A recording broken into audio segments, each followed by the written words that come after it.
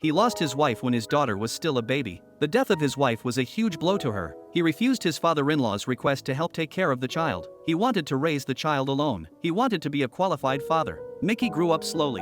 On Mother's Day, he was the only male parent in the classroom. He watched his daughter recite the text with a smile on his face. Behind him was the portrait his daughter drew of his wife. The portrait of his daughter was different from that of other classmates. In the painting, his wife had an angel halo on her head. A few years later, 11-year-old Mickey had learned to ride a bicycle. They ride bicycles on the street together. The former kindergarten had moved. The 42-year-old Kenichi had white hair on his temples. The school will hold a sports meeting soon. He would practice passing the baton with Mickey on weekends. At the same time, he also began to work harder. He met a woman who moved his heart in the company. The other party was his colleague Nay. She was a middle-aged person who lost her partner like Jenny. He told his father-in-law about Nay. His father-in-law encouraged him to pursue boldly. He had lost his wife for more than 10 years. No one had any reason to stop him from pursuing his own happiness. Mickey's sports meeting lunchbox had always been prepared by her mother-in-law. But this time, a few days before the sports meeting, his father-in-law lied that his mother-in-law had a cold. He hinted to Jenny to ask Nay for help. Under the encouragement of his father-in-law and mother-in-law, he mustered up the courage to invite Nay.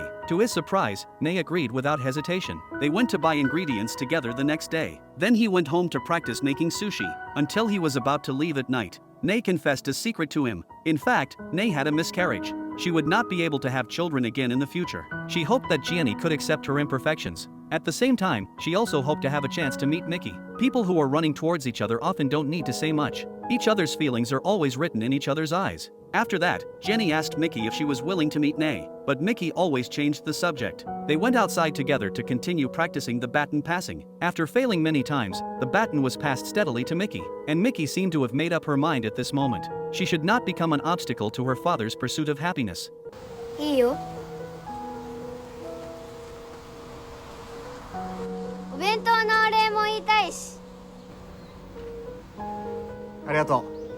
Later, Jenny brought his daughter to meet Nay, but every time Mickey would have a fever after meeting him. She would even vomit everything she ate. After meeting him several times in a row, Mickey said she didn't want to see Nay again for the time being. Jenny knew in his heart that this was a manifestation of Mickey's psychological resistance to her stepmother. Mickey seemed to have become a wall between him and Nay. When he returned home at night, there was dinner prepared by Mickey on the table. He went to talk to Mickey, but Mickey suddenly told him that after junior high school, he wanted to live with his grandfather. She felt that as long as she was not there, her father could live happily with Nay. In this family reorganization, Mickey chose to withdraw. She didn't want to be a stumbling block for her father's remarriage. Jenny was moved by his daughter's understanding and concession. He was very troubled for a while afterwards. Gradually, he seemed to give up the idea of remarriage.